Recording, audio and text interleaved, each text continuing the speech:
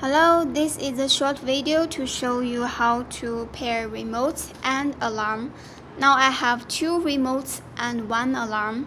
This one is not paired yet, and this one yes. Just keep it far away and take off the battery, then put it on.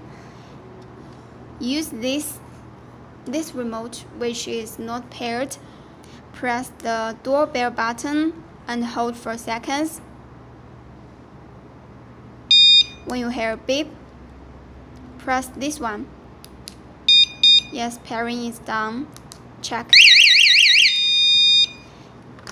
So I have two remotes to control the alarm now. So that's all. Thanks for watching.